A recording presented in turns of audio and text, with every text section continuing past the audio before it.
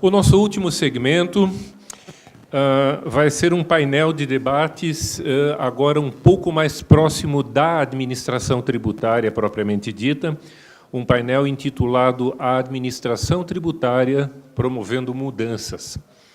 O objetivo é debater sobre o potencial do uso da tecnologia blockchain pela administração tributária e quais os requisitos necessários à escolha de um candidato a uma prova de conceito da tecnologia. Para moderar esse debate, eu gostaria de chamar o Marcelo Fernandes, agente fiscal de rendas, graduado em Engenharia Mecatrônica e Direito pela USP, especialista em Direito Tributário pela Escola Superior da Procuradoria-Geral do Estado. Marcelo atuou no Banco Central do Brasil e na Secretaria de Finanças do município. Atuou como supervisor fiscal de documentos digitais, foi juiz do Tribunal de Impostos e Taxas e exerceu a função de diretor adjunto da Diretoria Executiva da Administração Tributária, a DEAT. Atualmente, diretor de Informações da Secretaria da Fazenda de São Paulo.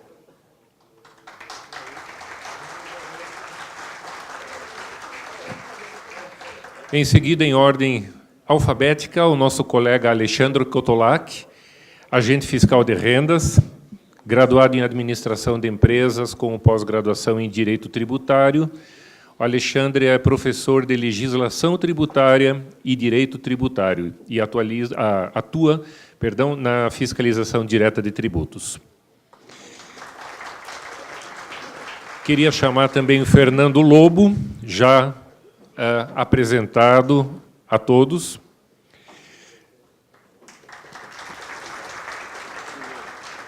Representando a Accenture, Rômulo Nagumo, consultor em tecnologia, graduado em engenharia pela PoliUSP, com MBA pela FGV.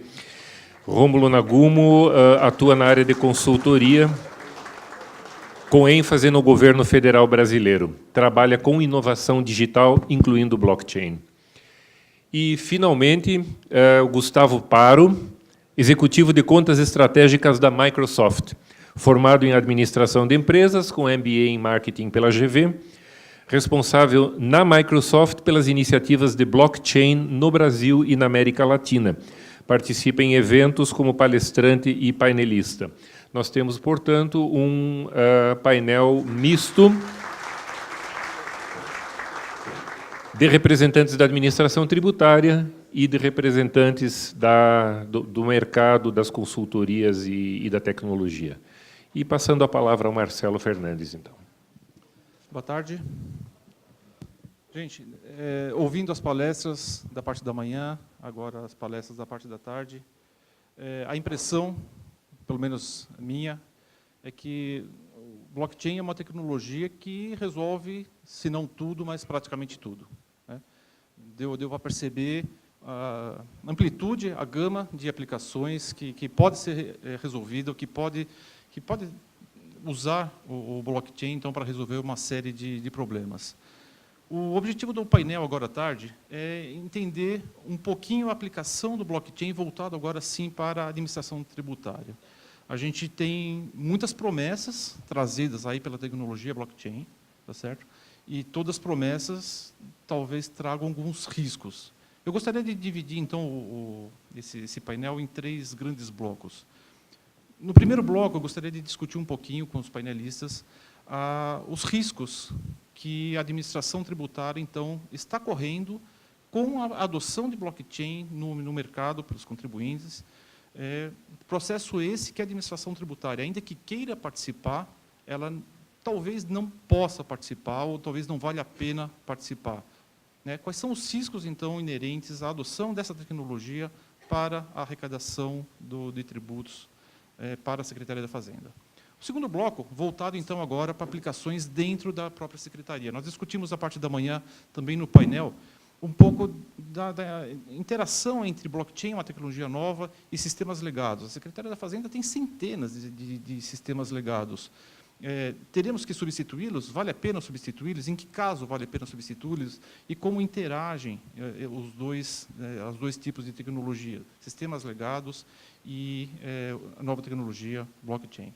No terceiro bloco, então, o que a administração tributária, a Secretaria da Fazenda, pode usar de vantagem, de potencial dessa ferramenta blockchain para nós prestarmos à sociedade serviços, melhores serviços. Então, nós estamos num momento, como foi dito na abertura, de uma aprovação da lei nos conformes, que é uma quebra de paradigma no Estado de São Paulo, do tipo de relacionamento que a fiscalização tem com o seu contribuinte. Então, a gente está buscando sair de um ambiente repressivo e entrar num ambiente mais colaborativo, de orientação, e reservar a parte punitiva realmente para a parcela de contribuintes, então, que se mostre necessário usar esse tipo de ferramenta. Como que, então, o blockchain se insere nesse programa? Como que a prestação de serviços, como a orientação à sociedade pode ser feita com essa tecnologia? Eu acredito que muita coisa já foi dita, inclusive nas 2 palestras que precederam esse painel, mas eu gostaria de retomar esse ponto para a gente tentar fazer algum tipo de fechamento. Eu gostaria de reiterar a questão das perguntas. Havendo perguntas, isso nos ajuda muito, e eu gostaria de inserir essas perguntas ao longo do painel, à medida que vocês forem tendo do que for discutindo. Então, levante o braço, por gentileza, a pessoa entrega ali a Filipeta, tem uma caneta também, vocês já fazem a pergunta. Eu já tenho orientado o pessoal para me passar, e, dentro do possível, eu vou tentar encaixar essas perguntas. Sobraram algumas perguntas do painel da manhã que não foram lidas. Dentro do possível, eu trouxe aqui comigo algumas perguntas que eu entendo que podem ser encaixadas nos temas que nós vamos debater. Então, na medida que os temas forem avançando, eu vou incluindo essas perguntas aqui também, que não foram lidas na parte da manhã. Bom, eu gostaria de agradecer aos painelistas. Gostaria de deixar claro a todos, tanto na parte da manhã quanto na parte da tarde, os painelistas eles se dispuseram a participar conosco nesse evento de forma graciosa. Então, não houve um real ou um Bitcoin que seja pago em termos de cachê.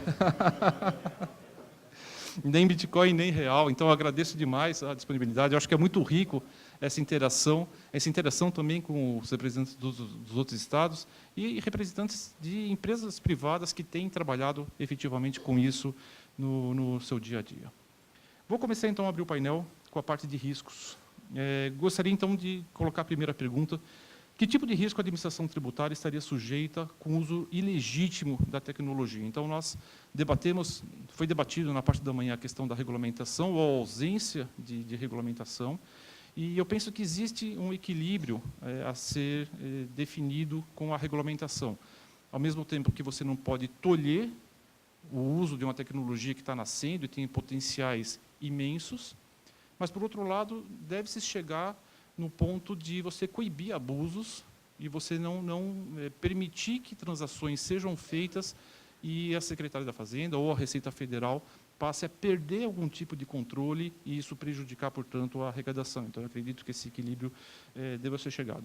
Eu gostaria de começar com o tema, dentro desse uso legítimo da tecnologia, com a questão das criptomoedas, abordando a parte de pagamentos. Quer dizer, hoje a Secretaria da Fazenda e a Receita Federal têm um controle de meios de pagamento, então nós, por meio de convênios, por meio de acesso a banco, nós temos uma série de informações que nos permite gerar indícios de que transações ocorreram, mas a partir de que o banco ou as transações elas são feitas com criptomoedas e a instituição bancária ela não participa, então talvez essas informações deixem de vir para a Secretaria da Fazenda. Então, o primeiro ponto que eu gostaria de abordar, já no ponto de risco, é o uso ilegítimo de criptomoedas com transações nos quais os fiscos não sejam informados, não fiquem sabendo. Gostaria de começar, Alexandre, contigo, e eu passo a palavra na sequência para os demais.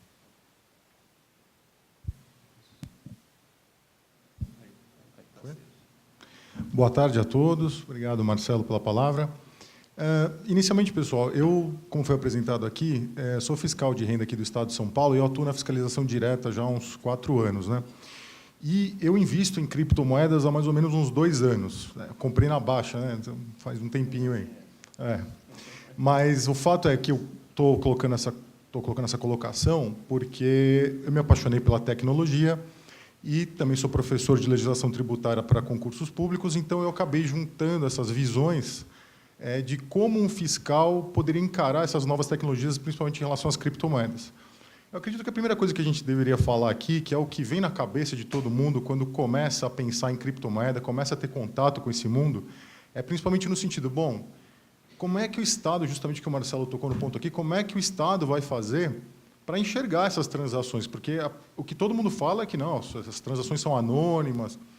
Olha, relativamente a isso, tem um ponto de verdade. Porque, vamos ver, quem não conhece as transações por Bitcoin, quando eu mando um Bitcoin para uma outra pessoa, cria como se fosse um hashcode, um numérico, né? Então, assim, e essa transação ela fica disponível num site público em que todas as pessoas podem consultar essa transação. O que ocorre é que quando eu vou mandar um TED ou uma transferência bancária para alguém, eu preciso dos dados bancários da pessoa, CPF, banco, tudo mais. No caso do Bitcoin e de criptomoedas, você precisa de uma carteira que não tem identificação, é um dígito numérico lá que não liga necessariamente a ninguém. Então, as pessoas pensam, bom, se não está ligando nada a ninguém, isso daí é totalmente anônimo, o Estado não vai conseguir enxergar. Isso não é verdade, isso é um mito. Tá? Isso é a primeira coisa que eu gostaria de dizer. O dinheiro, gente, ele é muito mais irrastreável do que as criptomoedas. Tá?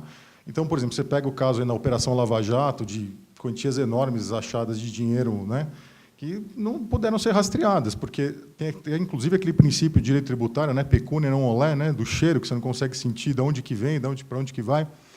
E é exatamente isso que eu quero mostrar para vocês, que no caso das criptomoedas, isso torna a coisa totalmente rastreável, porque você sabe todo o caminho da criptomoeda desde o começo até onde ela está no momento. Aí você fala, bom, então como é que a gente vai fazer para identificar essas transações, já que elas estão relacionadas, teoricamente, a um hashcode e não a uma pessoa? É muito simples, aí passa pelaquela questão da regulamentação aqui que o Marcelo comentou. A gente vai precisar pegar essas corretoras, né, e vamos precisar criar novas obrigações acessórias. Por quê? Quando o cara compra uma moeda numa corretora como se fosse uma XP Investimentos, tá, que o pessoal está acostumado, ele tem que fazer um cadastro, ele vai ter que colocar os dados dele lá, vai depositar dinheiro e vai comprar a criptomoeda. Essa criptomoeda vai estar ligada a uma carteira que é justamente esse hashcode, e essa transação ela está disponível publicamente em vários sites, por exemplo, do Bitcoin, claro, blockchain.info. No caso do Ethereum, que é um token, né, uma outra, muita gente chama de criptomoeda, mas é um token, também tem o Etherscan, que é um site que você pode verificar todas as transações ocorridas lá. Então, a gente consegue linkar esses pagamentos através da criação de obrigações acessórias que hoje não existem, porque é uma tecnologia nova. Eu gostaria de dizer também o seguinte, existem algumas moedas que, teoricamente, elas são anônimas, tá? Como é o caso da Monero ou da Zcash. Tá? Existem outras moedas que são, teoricamente, anônimas. Por que eu digo teoricamente? Pessoal, a criptografia ela funciona muito bem no meio, tá? Mas ela não funciona se você não tiver o sigilo das pontas. O que eu quero dizer? Pegando novamente a Operação Lava Jato como paradigma. Lá, a gente sabe, por exemplo, o WhatsApp é mensagens criptografadas. Você não consegue interceptar uma ligação ou uma mensagem de WhatsApp, por exemplo. Aí muita gente pode falar, pô, mas a Polícia Federal pegou várias mensagens no WhatsApp, e como é que não consegue interceptar? Porque foi o que eu te falei. Falei para vocês, a gente não consegue interceptar o meio, porque é criptografado. Só que se você pegar o aparelho da pessoa, você consegue acessar todas as mensagens que foram digitadas naquele aparelho. O mesmo se aplica para criptomoedas. Por exemplo, aqui na Fazenda, a gente tem uma operação que a gente vai num determinado contribuinte e a gente extrai os dados digitais do contribuinte por meios físicos, né, HDs, pendrives e tudo mais. E depois dessa extração, a gente busca informações que, teoricamente, significariam a ocultação de créditos tributários constituídos. O mesmo se aplica para as criptomoedas, pessoal. A gente pode pegar um HD desse contribuinte, né, no caso, por exemplo, um restaurante japonês que aceita Bitcoin. Meu Deus, e agora? Como é que a gente vai fazer o Monero? Você poderia ir lá, capturar o HD dessa pessoa e fazer uma varredura procurando uma carteira que identificasse essa pessoa e, dentro disso, você consegue constituir o crédito tributário. Então, inicialmente, colocando o ponto do Marcelo aqui, eu queria quebrar esse mito de que as criptomoedas elas são irrastreáveis. Elas são muito rastreáveis. Inclusive, eu acredito que o futuro seja a criação de uma criptomoeda real, digo, moeda brasileira, exatamente, para substituir o nosso dinheiro, Teoricamente, pessoal, a gente poderia acabar com aquela história de que você não saberia para onde está indo o seu dinheiro. O pessoal não reclama, meu IPVA eu pago, não sei para onde está indo. Porque não tem como saber mesmo, né? Porque o dinheiro, depois que entra lá, é pecúnia não olé, né? Só que com as criptomoedas, a gente vai conseguir saber exatamente, teoricamente, o teu IPVA que você paga, que uma parcela dele é distribuída para os municípios, vai ser utilizado para pagar um posto de saúde, um médico de um posto de saúde do interior, enfim. Ou seja, vai ter um controle social muito maior do que é feito hoje. Então, inicialmente, assim, o meu ponto que eu gostaria de abrir é justamente nessa quebra desse mito de que as moedas são irrastreáveis, que, no caso, são muito mais rastreáveis do que o próprio dinheiro físico. Gostaria de completar, Fernando? Acho que, rapidamente, eu tenho uma visão um pouco mais catastrófica, que realmente esse é um movimento social, e se a população está me mostrando que eles não querem que eu veja o que eles estão fazendo, criar as obrigações acessórias, como dito pelo Cotolac, na verdade, é contornar uma coisa, de novo, contra uma ação da sociedade organizada, falando, não, mas eu não quero que você controle. Acho que a gente tributa a população desde a formação das cidades-nações, né? E desde essa época tem gente tentando evadir o fisco. Então, talvez a gente precise de uma organização social melhor. E aí, talvez, o grande risco não seja não só deixar de tributar aquilo que, com matemática, está tentando se esconder, mas, sim, alterar a função dos senhores, alterar o que o fisco faz, alterar a forma com que o Estado trabalha, alterar o incentivo. É óbvio que, para ter moeda fiduciária, real, dólar, você tem uma série de regras, mas o que as criptomoedas estão mostrando é que o incentivo econômico é que tem que mudar. Não é porque tem uma lei que me fala que evasão fiscal é crime que eu vou deixar de evadir.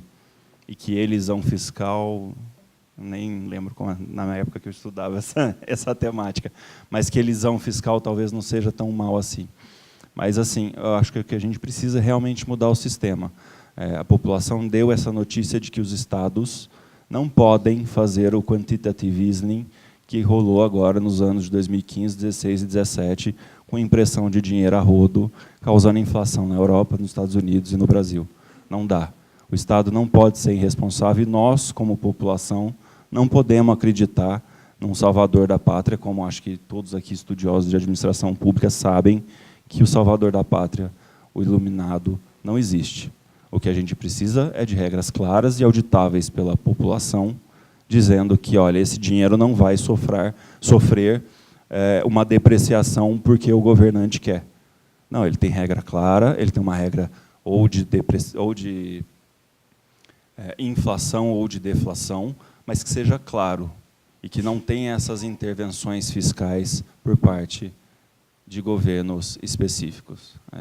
Só esse risco. Acho que o Estado vai mudar mais do que a gente vai conseguir fazer essa ou aquela função acessória melhor. Naturalmente ou historicamente, a evasão. Perfeito. Eu gostaria de insistir um pouquinho ainda nesse tema de risco, e aí sair então um pouquinho da criptomoeda e entrar no tema de ocultação de patrimônio. Então, foi dito em vários momentos nas palestras anteriores que a mudança de titularidade, por exemplo, de um imóvel, a tendência é que o cartório ele não seja mais necessário. Então, você coloca numa plataforma blockchain a transferência de uma propriedade, de um terreno, isso não passa mais, então, por um cartório, e ficaria, em tese, então, um pouquinho mais difícil de rastrear ou não. Esse é o tema que eu gostaria de trazer, Rômulo e Gustavo. Só para completar, no caso, isso também tem incidência de tributos estadual, no caso do ITCMD, daí a relevância do tema. Bom, é um assunto complicado quando a gente fala de cartório, mas, assim, de forma bastante clara, acho que o Fernando abordou isso na palestra dele, e um pouco do que foi falado aqui em relação às criptomoedas. A rastreabilidade do documento, uma vez registrado em blockchain, ele é igual à rastreabilidade da criptomoeda. Então, não entendo que eu acho que o mais fácil talvez seja ocultar de outras formas, mas não você usando a tecnologia do blockchain para isso. Você vai tornar, na verdade, aquele processo até mais transparente. Você vai garantir que uma propriedade, por exemplo, não seja registrada e mais do que um cartório, ou mais do que uma vez. Então, assim, a tecnologia vem para agregar, na verdade, a questão da rastreabilidade para garantir que você, de fato, tenha o controle sobre aquele ativo ou aquela propriedade que está sendo ali registrada. Eu acho que vai muito na linha da criptomoeda que foi comentado aí pelo doutor Alexandre. É isso. Boa tarde a todos. Obrigado, Marcelo, Alexandre, pelo convite para participar desse evento. Esse tema de controle de propriedades é um dos cases mais relevantes que existem no mundo hoje para blockchain, eu diria. A Accenture tem um case que acabou de sair faz 2 semanas na Bélgica para controle de terras, nesse caso para o Ministério do Meio Ambiente, mas onde todo o mapa, todos os parques foram colocados numa blockchain, uma POC ainda, e registrado quem é o proprietário, qual que é a área ocupada por plantação ou por mata nativa. Acho que quando a gente pensa em blockchain, tem que mudar um pouco o nosso pensamento também. A gente costuma pensar, o ITCMD do jeito que funciona hoje, talvez não seja a mesma coisa, tentando explicar melhor. No blockchain, você pode ter outros players acessando aquela mesma informação. Então, imagina se houvesse um blockchain desse tipo aqui no Brasil para controle de terras, teria o ITCMD podendo ser aplicado em cima disso, poderia ter um Banco do Brasil fazendo seguro de agricultor para plantar. Hoje, o Banco do Brasil não consegue segurar muitas produções por falta de confiança, pela distância. Você poderia auditar essa informação usando mapas da Embrapa, do Ministério da Agricultura, e todo mundo usando a mesma base, e todo mundo ganhando com isso. O agricultor com crédito, com uma venda mais fácil, o governo com maior transparência e rastreabilidade dos dados, e acho que toda a sociedade acaba ganhando. Perfeito. Ainda no tema de risco, eu gostaria de abordar a questão de sigilo fiscal. Foi falado rapidamente na parte da manhã, mas vou retomar um pouquinho do que foi dito, né? Foi dito que o blockchain ele é uma amarração de hashes, de eventos, e que o arquivo não estaria necessariamente na rede blockchain. Estaria, então, no storage dentro de cada órgão. Isso também foi dito pelo Ricardo na palestra anterior. Mas o blockchain ele não é em si só uma plataforma. Me parece que ele é uma ideia, é uma solução que depende de uma implantação, depende de uma solução, depende de uma plataforma assim desenvolvida para você usar esses conceitos trazidos pelo blockchain. Então, uma possibilidade é, sim, você disponibilizar informações na rede blockchain para que se dê, por exemplo, transparência de algo que seja público e que ganharia muito tempo se tivesse já disponível na rede. Nesse conceito, imaginando que arquivos de cunho fiscal seja transitado, seja transacionado nessa rede blockchain. Foi dito também na parte da manhã, pelo representante da USP, um ponto muito interessante. Ele disse o seguinte: olha, é tudo questão de tempo, e de custo, né? Então, se eu gastar recursos, se eu minerar, uma hora eu vou conseguir quebrar o código da rede. Pode ser que demore 5 minutos, pode ser que demore 1 hora, pode ser que demore 1 ano, mas se tiver focado para quebrar um código, para quebrar a criptografia, segundo o que foi dito na parte da manhã, em tese isso é possível. Em sendo possível, então a questão do sigilo ela aflora novamente, porque em sendo usado pela Secretaria da Fazenda, pela Secretaria Municipal, pela Receita Federal, são dados sigilosos, que são transacionados. Ainda que demore muito tempo para se quebrar um dado, é um dado que vai ser quebrado e vai ser divulgado indevidamente, porque merece a proteção, pelo menos essa é a previsão legal que nós temos do Código Tributário Nacional. Gostaria de ouvi-los, quais as impressões com relação à segurança, ainda que seja ao longo do tempo, e ao longo do tempo nós estamos falando de talvez 5 anos, que é o ciclo de fiscalização, que o Estado leva para auditar um fato gerador, é tempo bastante para se quebrar. Então, há efetivamente algum risco em se usar uma tecnologia blockchain e alguém que esteja focado em quebrar algum nó da rede, ele efetivamente consiga? Vou começar aqui por Rômulo. Eu acho que o blockchain é uma tecnologia muito mais segura do que existe hoje, né? Hoje, para você hackear algum sistema, basta ter uma senha de um usuário. Para você conseguir quebrar a informação de um blockchain, você precisaria hackear vários nós ao mesmo tempo e todo o histórico do que tem para trás também. Isso principalmente no Proof of Work, que é o que tem no Bitcoin. Ou seja, eu acho que é muito mais seguro do que existe hoje, os padrões. Eu acho que o Fernando comentou isso também. Depende do incentivo que você tem para isso. Assim, hoje não existe um incentivo de valor real para que a rede seja quebrada. Assim, o grande ativo, vamos dizer assim, do blockchain é a segurança, e o fato da criptografia funcionar como a característica de segurança da rede é o grande ganho, e você não tem incentivo real de valor para que isso seja quebrado. Então, infelizmente, acho que eu não vi a apresentação do professor da USP pela parte da manhã, eu cheguei na hora do painel, mas até se comenta bastante sobre a questão, e quando tiver a tecnologia quântica, como é que vai ser? Que ele vai quebrar a criptografia do blockchain em segundos. Na verdade, ele vai quebrar a criptografia do mundo em segundos, só que tudo evolui, não só... A gente brinca, as coisas vão para o bem e para o mal, né? O próprio professor da USP falou que já tem algoritmos que conseguem superar a Você já tem quântica. a criptografia quântica já desenvolvida, né? A própria Microsoft já tem um portal disponível na plataforma de nuvem com uma série de APIs já usando... porque assim, a gente já sabe como vai ser a tecnologia quântica, então a gente já disponibilizou uma série de ferramentas para que as pessoas comecem a desenvolver aplicações baseados no que vai ser a tecnologia quântica. Então, não vejo como, se o cara tiver muito afim de quebrar, fazer, até porque o Rômulo comentou bem isso, assim, ainda mais você falou ao longo do tempo, né, Marcelo? E a gente sabe que a criação dos blocos ela é feita, dependendo do protocolo que você utiliza, ela pode ser feita, sei lá, a cada 5 segundos. Então, você vai ter que...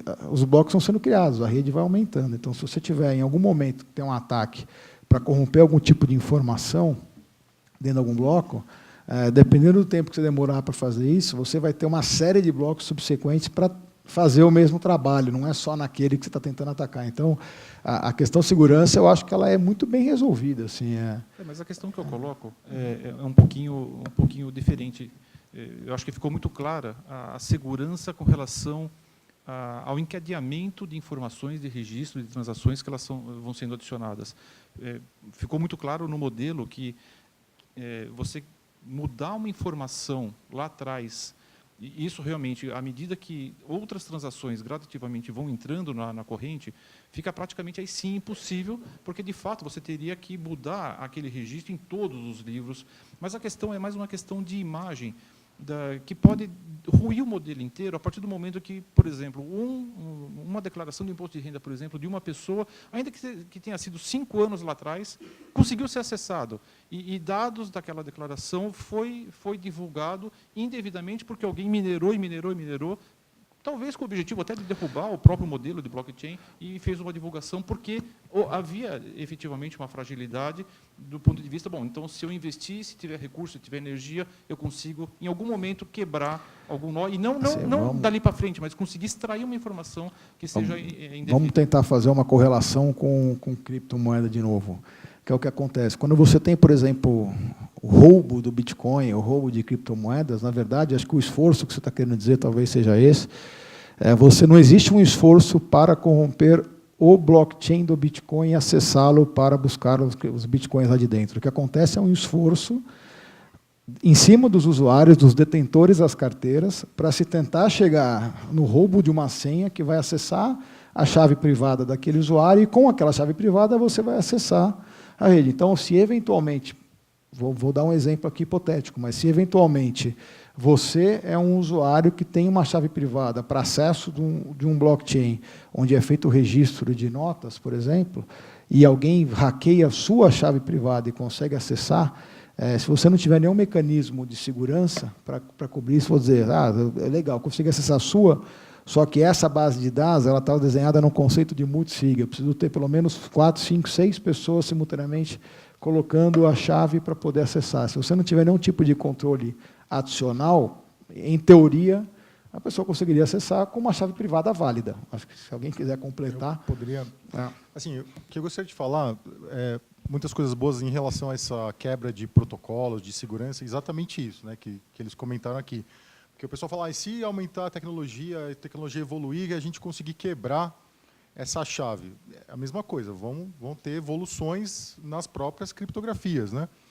E outra coisa, essa questão de roubo de bitcoins, criptomoedas, isso ocorre através daqueles hacks lá de engenharia social, de phishing, né? Então, o que seria isso, para quem não conhece? Por exemplo, o phishing é um site que é igual... Por exemplo, você tem uma carteira de Bitcoin na internet.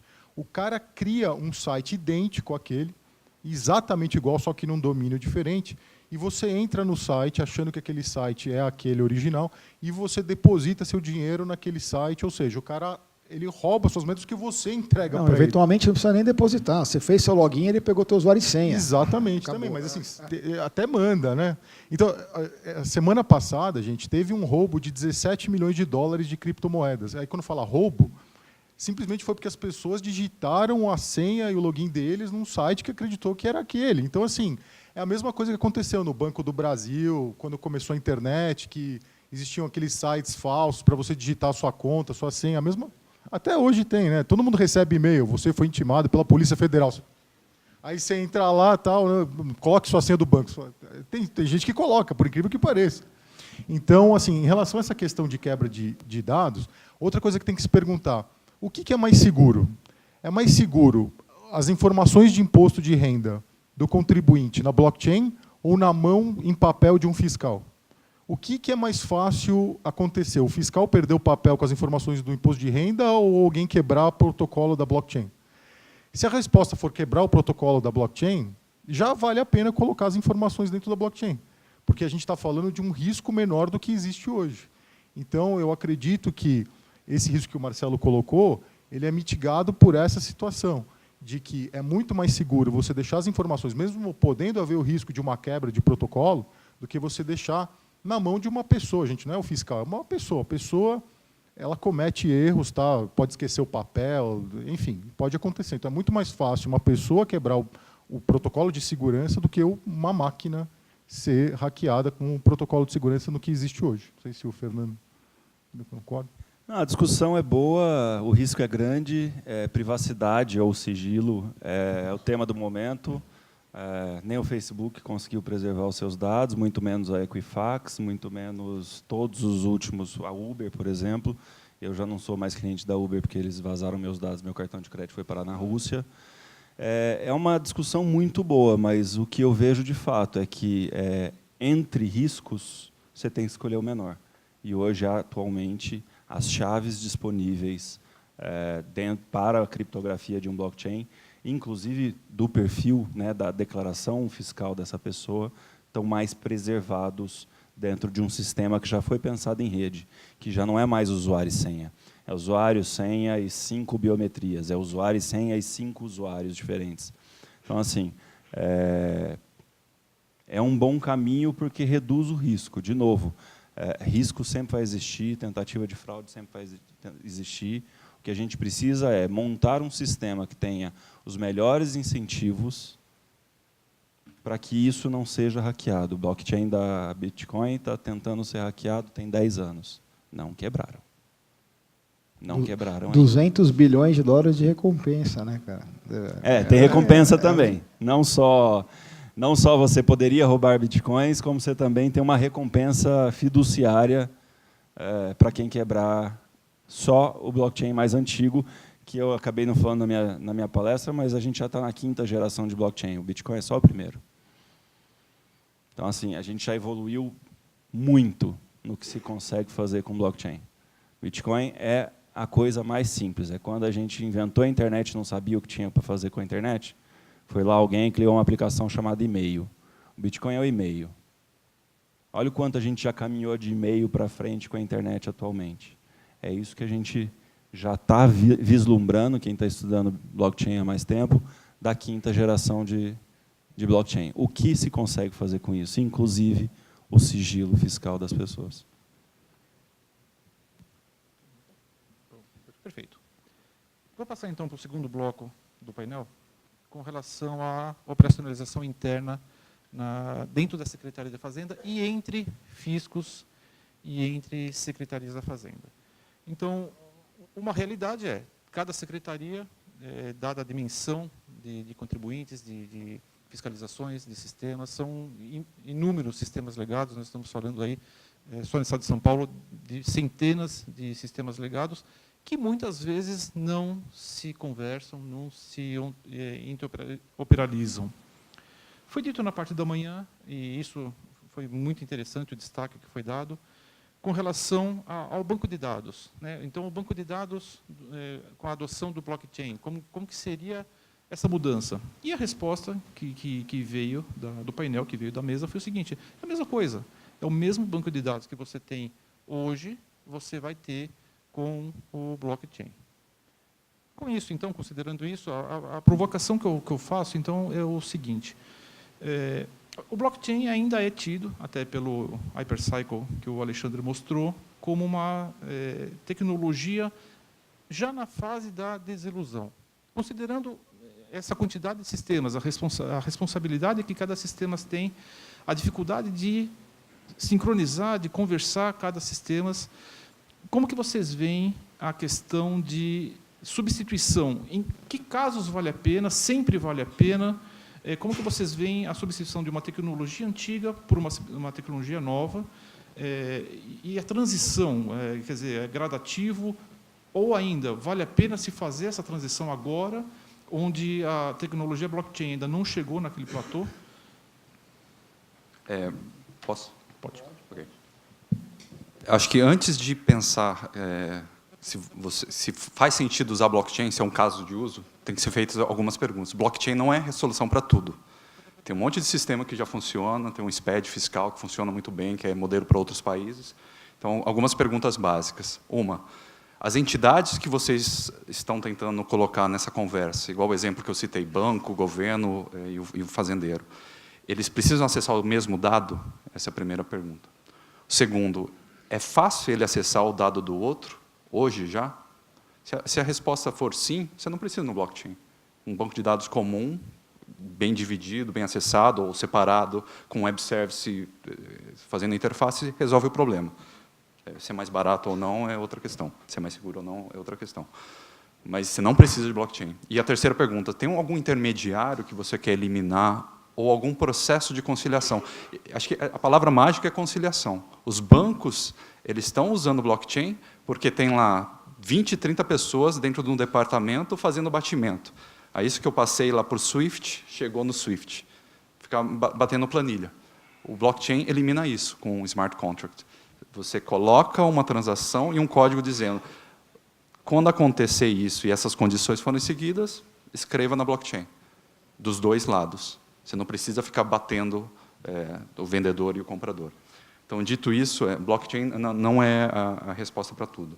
Acho que esse é o primeiro ponto. Acho que a gente pode...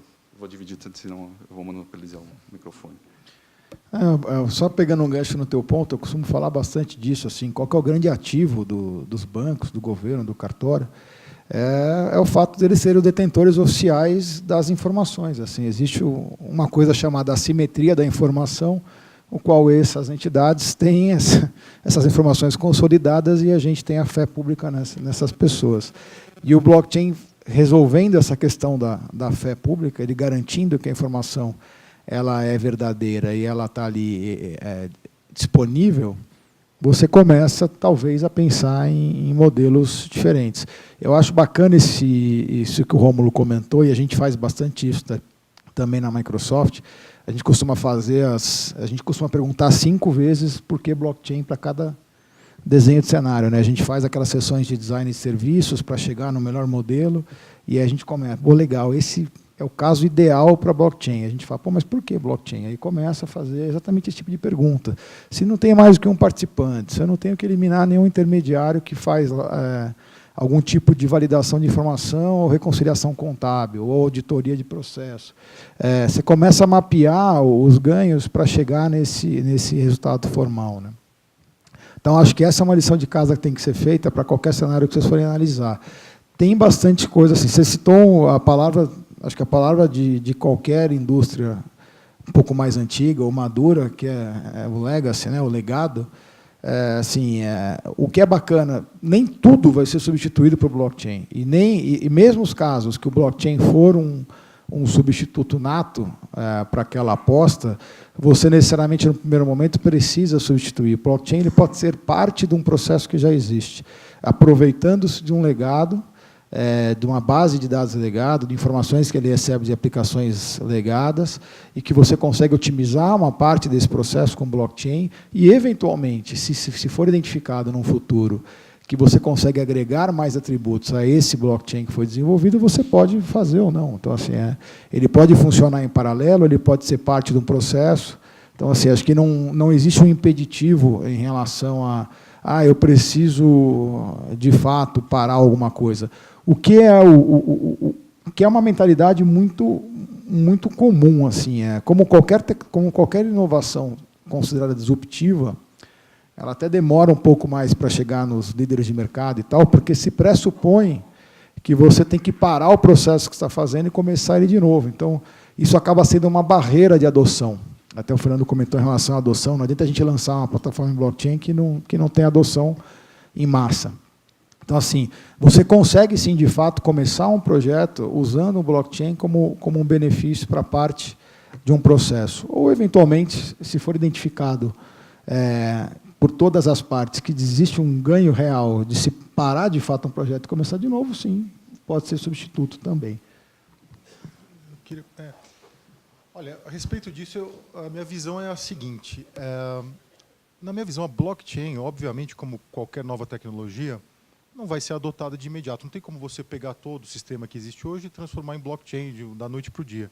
Foi a mesma coisa, provavelmente, quando eu não era fiscal, mas quando veio o computador, né, a era dos computadores, que os fiscais saíram da era de digitar os autos de infração na Olivetti, né, e foram para o computador. Provavelmente já tinha internet, já tinha outras aplicações e provavelmente o computador naquela época era utilizado para o fiscal utilizar o Word para digitar o auto de infração no Word. Então deve ter começado assim. Hoje já tem milhares de aplicações diferentes. Então é natural que a blockchain ela vá ser adotada, mas não da noite para o dia. Mas a minha visão em relação a esse assunto é o seguinte, que o valor da blockchain, gente, é a democratização da base de dados, do banco de dados. Por exemplo, se vocês pararem para pensar, vamos trazer um pouco para o mundo real e depois trazer para a administração tributária. Qual que é o valor da Uber, por exemplo? É o aplicativo? Eu pego o aplicativo, com 50 mil reais, eu faço um aplicativo igual ao da Uber, se não melhor. E por que eu não vou ficar bilionário? Porque eu não tenho uma base de dados com as pessoas que querem prestar o serviço para mim, nem as pessoas que querem comprar esse serviço. Então, o grande valor, gente, é a informação, é a base de dados. Agora, voltando para a administração tributária, o que ocorre? A minha experiência aqui, pelo menos no Fisco de São Paulo, é que na esteira do projeto de conformidade, a gente tem que ser um pouco mais proativo ao invés de reativo, né? Não tratar o contribuinte, que eu acredito que seja o que o Fernando falou, ele está correto nesse sentido, da gente não mais tratar o contribuinte como um sonegador contumaz, mas como um parceiro social, né? O uso das informações é muito difícil. Então, por exemplo, vou dar um exemplo aqui. Eu, no Estado, muitas vezes tenho que fiscalizar exportações, né, que vão para a Zona Franca de Manaus. Eu não tenho acesso a essas informações. Eu tenho que pedir acesso para a Receita Federal. Não estou criticando os colegas, hein, que de vez em quando demora um pouco para receber as informações. Não é para criticar, tá? É um fato. Então, assim, aí você para fazer, começa a fazer outra coisa. Então, assim, a gente perde eficiência nisso. Por que se eu tivesse uma base de dados, a gente já poderia trabalhar isso automaticamente, entendeu? Eu não preciso ficar... Por que eu vou pedir para lá, pedir para cá? Ou seja, o que acontece hoje dentro da própria fazenda? Gente, eu vou fazer uma autocrítica aqui dentro. A gente tem inúmeras bases de dados aqui dentro. É a nota fiscal eletrônica, é a GIA, é o SPED, é não sei o quê. E eu tenho que pegar aqui, de vez em quando, olha só, eu recebo uma auditoria para fazer e eu demoro quase 2 dias para baixar os arquivos da auditoria.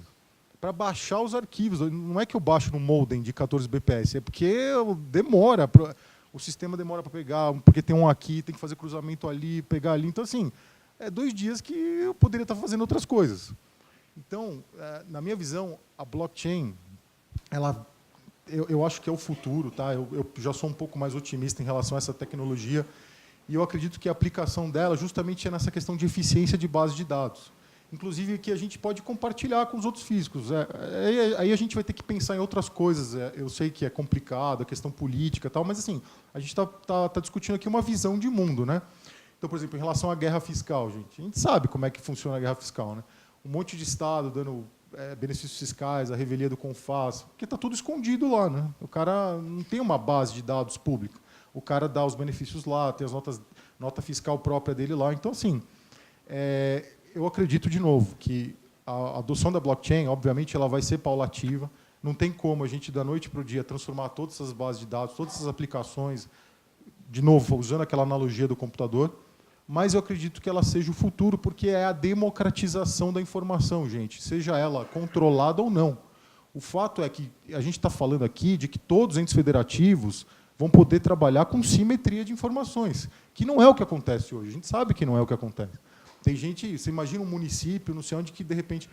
eu mesmo não tenho acesso ao imposto de renda das pessoas, eu tenho que também pedir para a Receita Federal. Então, assim, a gente é tudo fiscal, né? Só que a gente está vendo fatos geradores diferentes. E a gente perde em eficiência nesse sentido, né? A última coisa, só para finalizar, que eu gostaria de falar, que foi um assunto que o Fernando tocou, que eu acho que a blockchain também é muito importante, é em relação a essa relação entre físico e contribuinte, que justamente o programa Nos Conformes veio mudar, e que eu parabenizo, que eu acredito que seja o futuro mesmo. Na minha visão de mundo, até um tempo recente, o contribuinte ele não aceitava pagar tributos, não aceitava. Até por isso criou essa figura do leão da Receita Federal, que é tipo, vou te comer, se você não pagar aí... Então, é para assustar mesmo, porque o contribuinte ele não queria pagar tributos. A minha visão e percepção de mundo com o contato com o contribuinte agora é que, regra geral, o contribuinte topa pagar tributos. Só que ele quer um retorno sobre esse pagamento de tributos que ele está fazendo.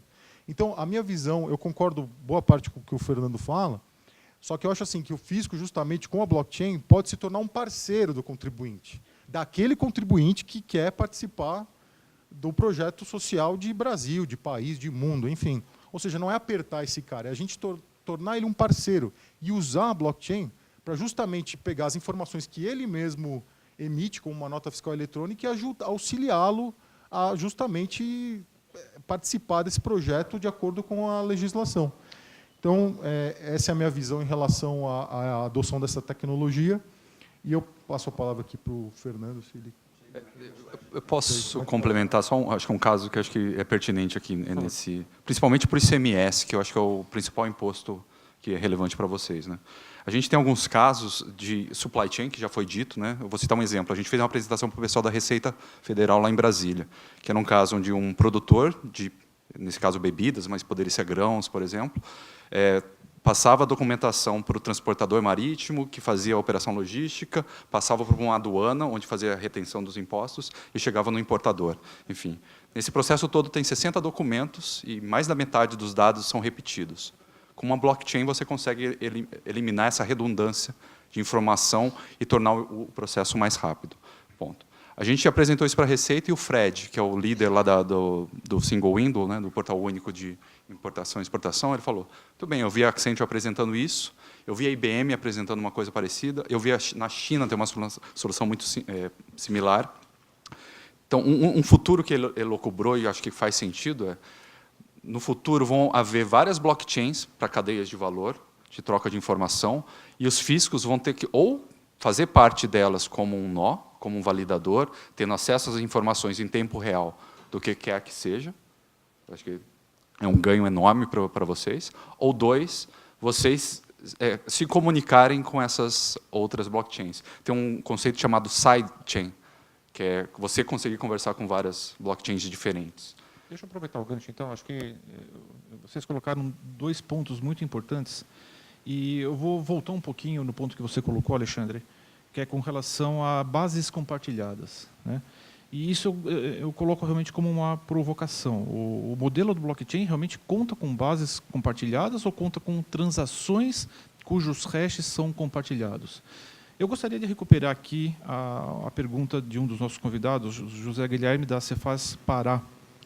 Ele coloca da seguinte forma: apesar do citado lato sensu conceitual de inovação, mas considerando que os fiscos nacionais podem apresentar características coincidentes, qual a perspectiva, com blockchain, de que os fiscos passem a trabalhar em rede. E aí, acrescento a colocação que eu fiz agora há pouco, com a base de dados efetivamente compartilhada. Como que vocês veem o uso do blockchain, de fato, nesse futuro harmonioso entre os fiscos?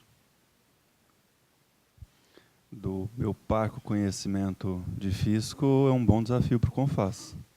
Se a gente conseguisse, pelo menos, ter a mesma tarifação, já seria uma boa coisa. Por exemplo, o CMS. Mas eu acho que é nesse sentido, uma entidade de classe representativa, com todos vocês na mesa, é o fórum ideal para discutir, inclusive, a normatização, a normalização dos procedimentos fazendários de cada um dos estados. A gente está falando de bases de dados compartilhadas, mas antes disso a gente tem que pensar na normalização da forma de trabalho.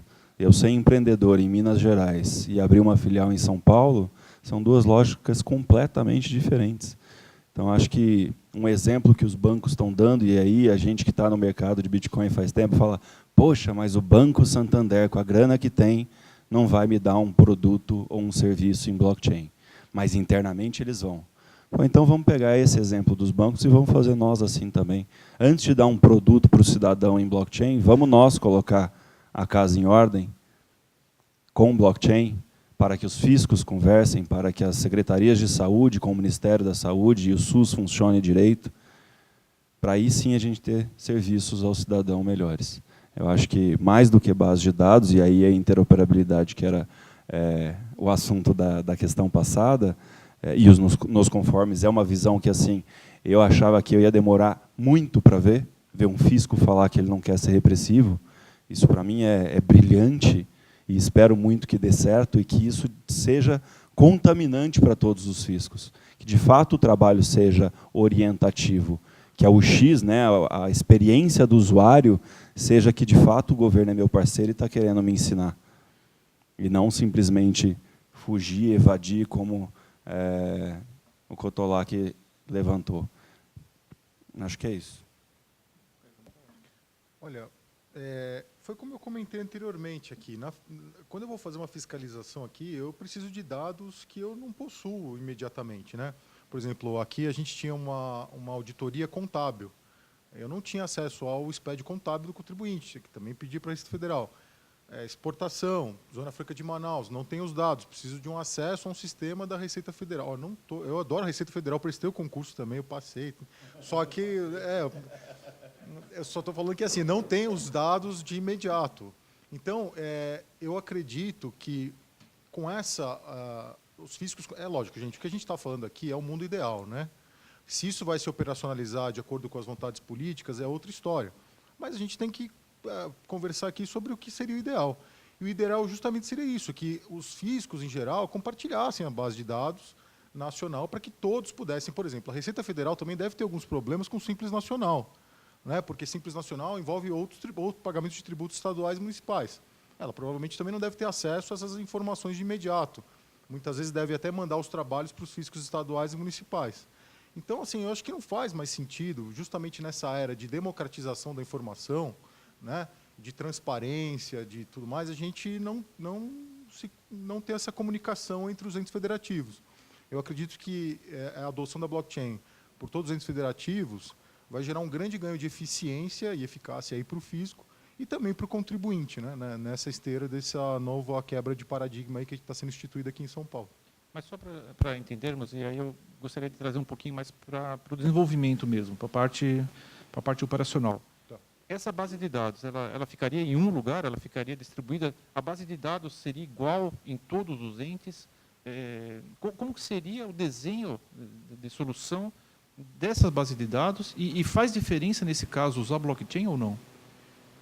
Olha, eu acredito que deveria ter um acesso, essa blockchain deveria ser um acesso compartilhado, é o que eu chamo de blockchain governamental. Pessoal, eu tive uma visão aí outro dia, que era o seguinte, eu comecei a ter esse desenho de uma coisa que eu chamo de blockchain governamental.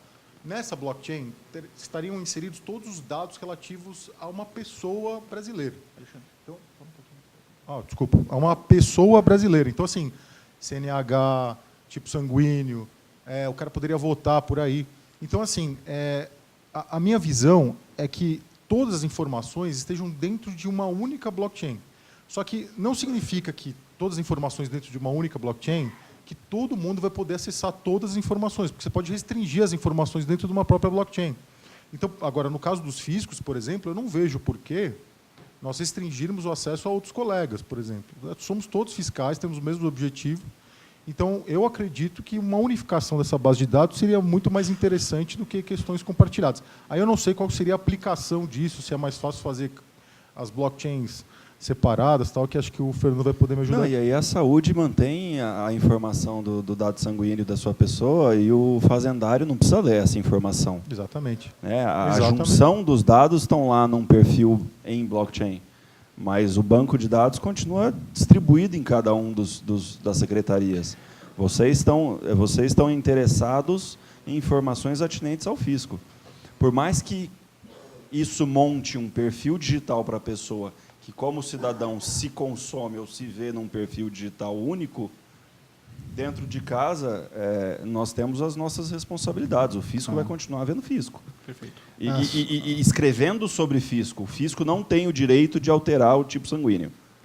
Mas ele tem direito de alterar. Esse cara está em dia com as obrigações tributárias, por exemplo. Só complementando, se você for olhar o projeto até que é público, aí, a prova de conceito que foi desenvolvida pelo Ministério do Planejamento de Identidade, ele tem exatamente essa função. Primeiro, você tem uma base única de registro das pessoas, e aí você colocando atributos nessa identidade, e aí você vai disponibilizando esses atributos conforme a necessidade ou conforme o setor.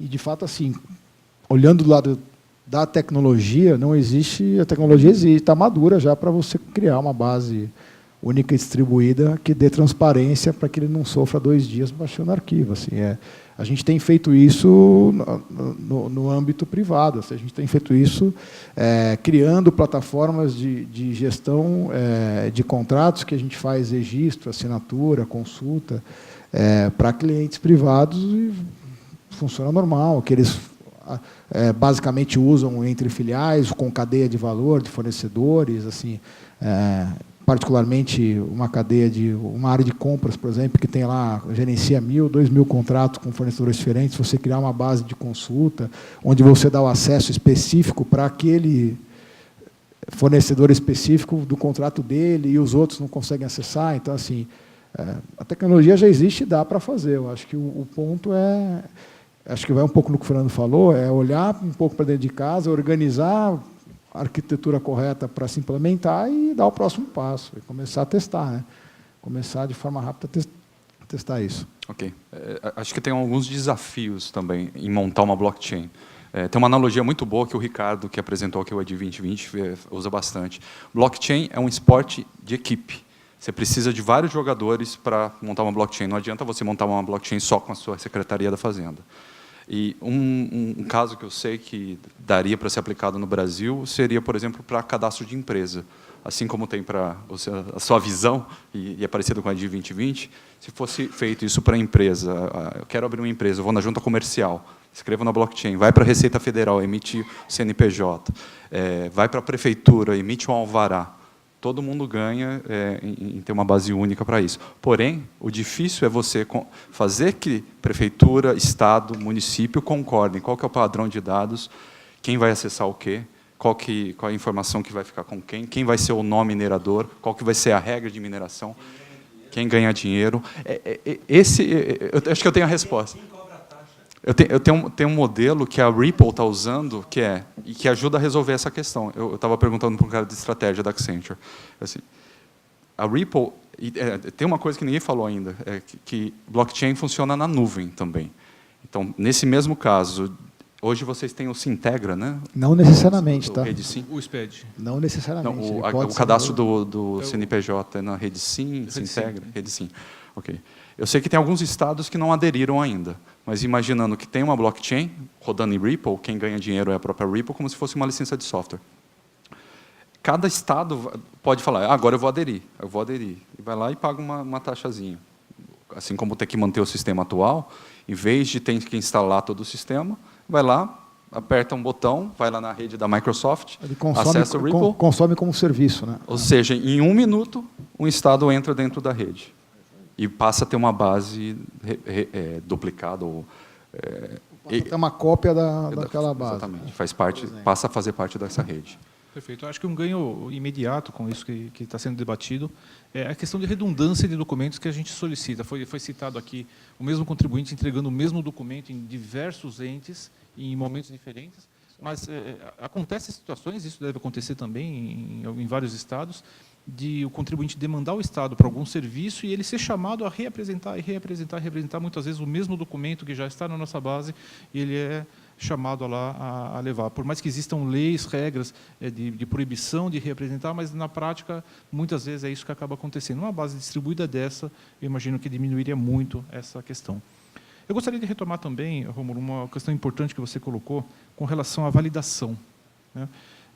Foi dito em vários momentos que, isso o próprio Fernando, na sua palestra, colocou muito bem, o blockchain não garante o conteúdo, não garante a validade do conteúdo. Se entra lixo, sai lixo e fica lixo. E é isso que vai ser consultado.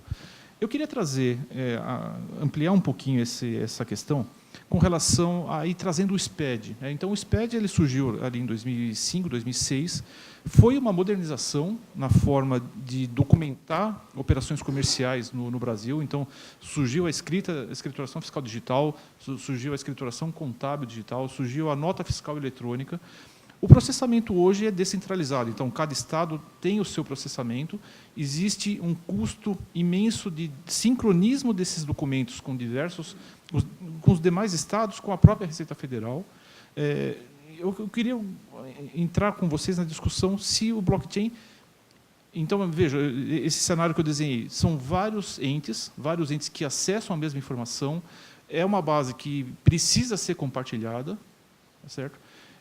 Porém, o que nós garantimos, o ganho que o modelo de SPED hoje ele oferece para o Estado e para o contribuinte é que todo documento que é emitido, existem inúmeras regras que são validadas e o documento que entra na base da Secretaria da Fazenda, sem dúvida, ele vem com uma qualidade das regras daquele momento. E, paulatinamente, regras vão sendo acrescidas para que a qualidade daquele documento, então, seja ampliada. O blockchain, não sei se, pela apresentação que nós vimos até agora, se presta a validar, se presta a chancelar uma informação que está entrando nele, blockchain. Então, eu gostaria da visão de vocês com relação a esse aspecto e uma possível hipótese de substituição do SPED. Então, vamos pensar no SPED 2.0, usando a tecnologia blockchain. O que vocês pensam sobre isso? Acho que aqui a palavra-chave são os smart contracts, são os contratos inteligentes, foi citado aqui bem rapidamente, mas que é um pedaço de código dentro da blockchain. E é um mundo meio espantoso até. Eu fiz muita implantação de sistema em banco, RP, contas a pagar. Eu lembro que um processo clássico de toda empresa, e que é onde o SMS é retido, né? Recebimento físico, recebimento fiscal. Alguém tem que ir lá conferir, a mercadoria chegou ou não. Ok, a nota fiscal está batendo com todos os dados, o fornecedor está certo, o valor está certo, o peso está certo. A pessoa aperta um botão e dispara o contas a pagar, aí vai outra pessoa, vai lá ver se tem dinheiro no caixa, dispara a ordem de pagamento, vai o EDI para o banco, etc. Num blockchain, usando smart contracts, uma vez que você confia no dado que está lá, você pode colocar tudo isso com código. Ou seja, tem muita gente que vai perder emprego porque fica conferindo o dado de um lado para o outro. Vai mudar de função. Ok. Pesado, vai ter que aprender a configurar um smart contract. Ou aprender o que é Ágora, né? Aprender onde estão as regras que determinam esse processo. Você não sai da sala, pô. Você tem que... Mas nesse caso não seriam os fiscais, né? Mas, enfim, é um potencial enorme de automatizar uma série de coisas que são mais processuais, né? Se tem uma regra determinada, as condições são check, check, check, se é facilmente conferível via sistema, ou até via sensor, via IoT, via uma câmera, via um sensor de temperatura, você coloca na blockchain, ok, esse container ficou durante todo o trajeto lacrado? Sim.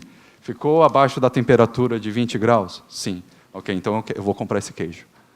Perfeito. Eu estou entendendo, então, que o próprio blockchain existe funcionalidades ou ferramentas ou situações que poderiam validar, por exemplo, as mesmas regras que hoje a nota fiscal eletrônica... Dentro do caso do SPED, que é o que você comentou, acho Sim. que vai na pergunta número 2 que eles fazem. Legal, já entendemos que tem múltiplos participantes. A pergunta 2 é possível eliminar algum intermediário desse processo? Se forem, o que são intermediários no caso? São caras justamente que fazem o que você chama de retaguarda, né? Que fazem validação de documentação, reconciliação contábil, ou auditoria de números. Se essa resposta for sim, aí tem um potencial, tem que se analisar. Muito bom. Eu queria, ainda dentro desse segundo bloco, e aí eu gostaria de contar com a colaboração da plateia também. Usa a Filipeta, por gentileza. Nós gostaríamos de sair daqui com algumas ideias de provas de conceito, de sistemas a serem utilizados, algum piloto que nós possamos fazer usando o blockchain. Eu acho que cada um de nós mexe com um universo determinado na Secretaria da Fazenda. Dentro desse universo, vocês veem algum ganho, algum uso, alguma possibilidade de utilização do blockchain na forma de um piloto? Enriqueceria muito o trabalho do InovaLab na sequência desse evento, com a opinião e a sugestão de vocês. Aqui do painel, eu faço a mesma provocação, e eu gostaria de começar com você, Rômulo e Gustavo, no seguinte sentido.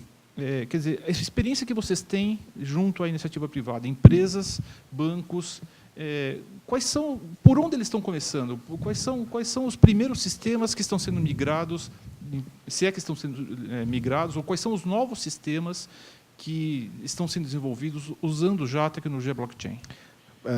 Primeiro, Marcelo, gostei da tua pergunta, porque ele, de fato, separa duas frentes que vem acontecendo desde da democratização do blockchain ou do uso da tecnologia. Uma frente vamos olhar o que a gente faz hoje e vamos ver como é que a gente consegue fazer melhor. E a outra frente vamos olhar as funcionalidades do blockchain e o que a gente consegue fazer de novo, assim, o que a gente não faz hoje que a gente conseguiria fazer. Então, eu vou dar um exemplo, até não preciso nem entrar na área do banco, acho que o banco tem muita coisa que já está saindo de forma pública. O que é mais feijão com arroz aí, que tem saído, a parte de remessas de valores.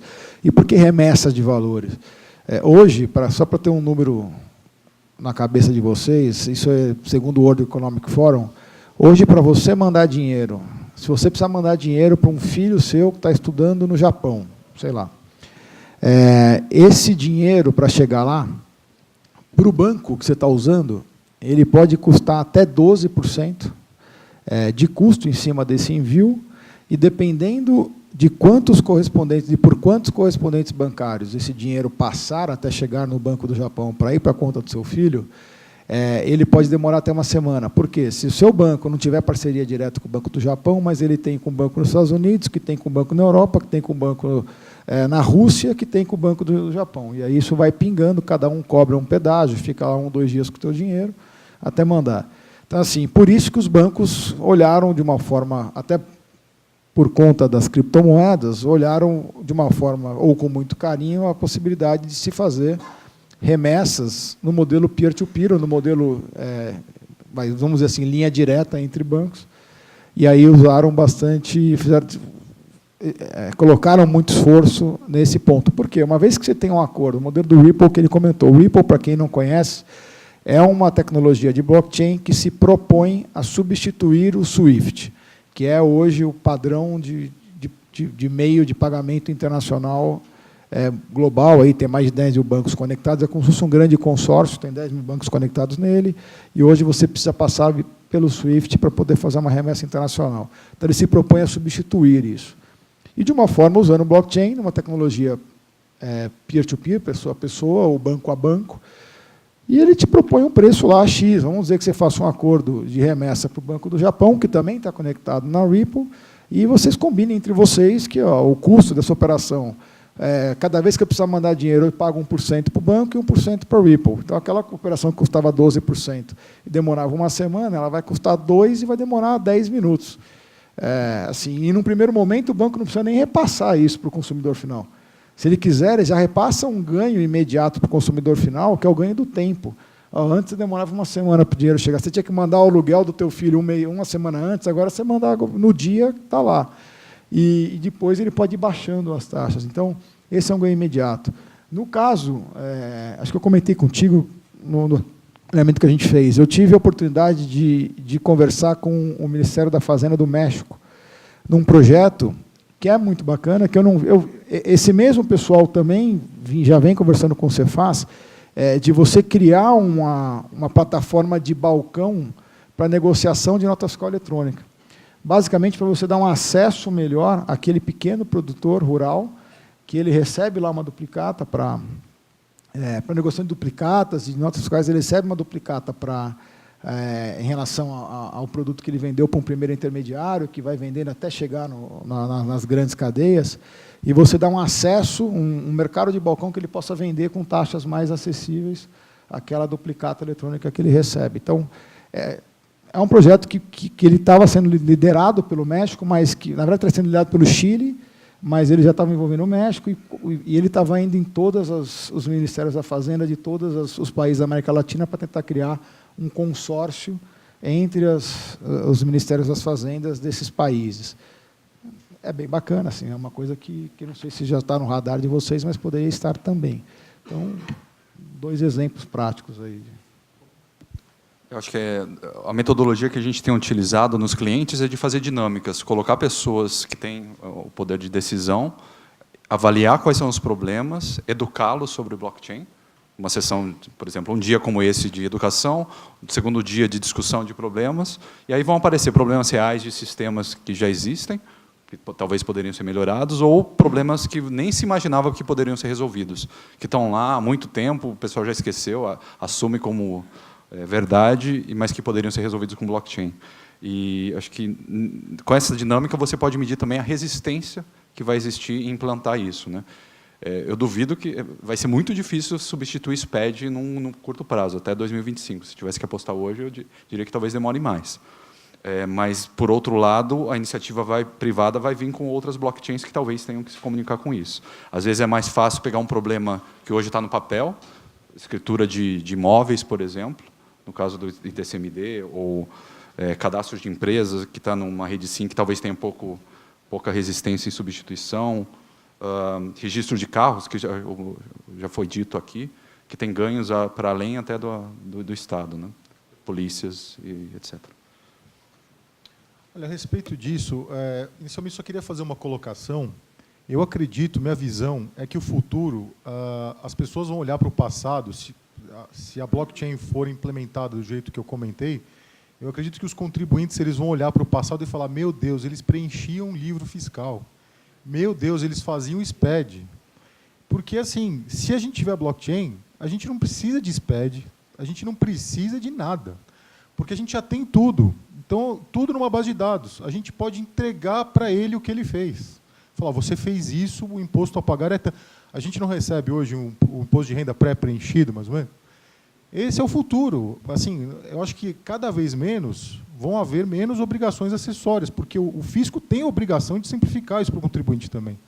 É a mesma coisa, você quer receber dinheiro de alguém, você fala, não, é você que vai ainda me levar de táxi para tal lugar. Você quer ir numa festa, você ainda pede carona para o cara, e não, você ainda vai pagar minha conta. Não dá. Então, assim, a gente tem que acabar com as obrigações acessórias. Eu acredito, só comentando aquela questão da validação, que eu acredito que nem SPED no futuro vai existir se a blockchain for implementada dessa maneira. Em relação à aplicação que a gente pode ter de um projeto piloto, que eu considero interessante, a gente poderia criar um smart contract muito simples mesmo, tá? Que seria um de cálculo de alíquota ou de IVA. Porque o que acontece? O contribuinte ele tem dúvidas em relação à aplicação da legislação tributária. Ele não sabe, pô, mas nesse caso, SFOP não sei o quê, esse caso é alíquota tal ou alíquota aqui, pô, esse aqui é suspenso, não é? A gente pode pegar alguns casos polêmicos, por exemplo, e criar um pequeno smart contract em que o contribuinte entrava na nossa blockchain e ele preenchia os dados da operação e o fisco mesmo já respondia para ele quanto era a alíquota, o que ele teria que recolher e tudo mais. Isso é muito simples de fazer. É uma sugestão que eu daria para colocar. Existem outras sugestões, como a nota fiscal eletrônica, por exemplo, que é mais complexa, porque a base de dados é muito grande. Por exemplo, aqui no caso do Estado de São Paulo, a gente tem a GIA, que é a Guia de Informação e Apuração do ICMS para contribuintes do Isso daí, por exemplo, a gente poderia entregar uma GIA pré-preenchida para o contribuinte. a questão do IVA, por exemplo. Antigamente era muito difícil de você calcular o IVA. Por quê? Porque você não tinha informações da ponta e as informações do meio não eram precisas. Então você tinha que fazer estatísticas, tinha que fazer um malabarismo do caramba. Se você pegar lá na nossa legislação, vocês vão ver uns números lá que assustam. Então, assim, se a gente tiver essas informações, por exemplo, numa blockchain, a gente consegue calcular o IVA em tempo real. Hoje a gente tem o SAT, a gente tem todas as informações que acontecem na ponta da cadeia. Então, assim, existem inúmeras aplicações que a gente poderia criar um projeto piloto, mas para ser simples e rápido, eu acredito que essa seria uma aplicação bastante interessante de um smart contract que a gente pudesse fornecer a alíquota, as informações para o contribuinte em determinada operação. Marcelo, eu vou tentar ser rápido, mas da mesma forma apocalíptico. A gente tem 3 entidades, basicamente, que coordenam a nossa economia. Um é o cidadão, ou o indivíduo, o outro é a pessoa jurídica, ou a empresa, e outros são os ativos. Por mais que um ganho rápido seja fantástico, e um mini contrato, um mini smart contract tem um papel, principalmente educacional, de falar, olha, já fizemos, já entregamos, já conhecemos, já confiamos. As empresas nato digitais hoje são top 10 no mundo em termos de faturamento, porque elas não têm legado. O Estado não vai falir, né? As empresas falem. Elas fecham e elas acabam com o seu faturamento, como foi o caso da Kodak e tantas outras, porque, de fato, elas não conseguem acompanhar a evolução tecnológica. Não dá para falar que a gente vai apertar o reset button aqui do governo do Estado e a gente vai nascer um Estado digital. Mas eu acho que se a gente focar nesses 3 pilares de uma economia digital, que é um registro digital do ser humano, da empresa e do ativo, a gente vai ter a base para qualquer outro tipo de registro em blockchain necessário, seja ele o SPED, seja ele a vida útil do trabalhador, seja ele qualquer que seja o penduricalho, o atributo, como se não me engano foi o Rômulo que disse, ou o Gustavo, né? Então, assim, são atributos, tudo isso são coisas que vêm depois da entidade única, pessoa, empresa, ativo. São todas atributos desses 3 pilares da economia. Então, acho que, assim, por mais difícil que seja pensar num registro digital para esses 3 entes, quanto mais rápido a gente começar esses 3, melhor a gente vai estar estruturado para colocar o restante das coisas em blockchain ou qualquer que seja a tecnologia. E nesse sentido, eu acredito que a própria fiscalização vai ter que se reinventar, tá certo? Os procedimentos que hoje nós adotamos com os dados que nós temos hoje, na forma como são disponibilizados, eu acredito que tenhamos que nos evoluirmos também para acessarmos os dados de uma maneira diferente. Vou aproveitar aqui a tua intervenção, Alexandre. Chegou uma questão direcionada a você. Marcos Braga, Microsoft. Você entende que uma possibilidade de uso do blockchain poderia ser na fiscalização de transporte de cargas pelas rodovias estaduais? Com certeza. Por quê? Da mesma forma que você tem... Hoje, por exemplo, só exemplificando para o lado das criptomoedas, você já tem criptomoedas hoje que a finalidade da criptomoeda é o controle da origem do alimento. Então, por exemplo, eles querem saber em que fazenda o alimento foi feito, qual é o produtor, para que supermercado que foi enviado, enfim, é o controle desse caminho, né, que o alimento fez. E no caso, por exemplo, do transporte de cargas, é a mesma coisa de uma emissão de uma nota fiscal eletrônica, que poderia estar dentro da blockchain. Então, eu acredito que seja a mesma ideia da nota fiscal eletrônica. Acho que totalmente possível da gente fazer, né?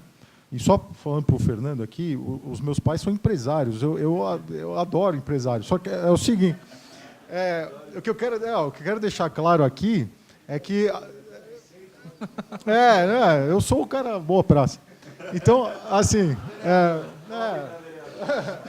concorrendo agora. Não, é que o fato é que justamente a única coisa que assim que quando ele coloca esse ponto do Estado apertando muito, né, é que assim, na minha visão, o Estado ele tem que apertar muito aquela pessoa que não quer participar do Estado, porque hoje a gente tem o Estado, a gente não tem, né? Então tem que decidir o que todo mundo quer. Também não quer ter Estado, tudo bem, cada um por si, a gente monta umas milícias aí. Só que assim, se quiser ter Estado, né, se quiser que alguém vai bater na tua casa com um fuzil e você possa ligar para alguém para te ajudar, que não seja o Batman, né?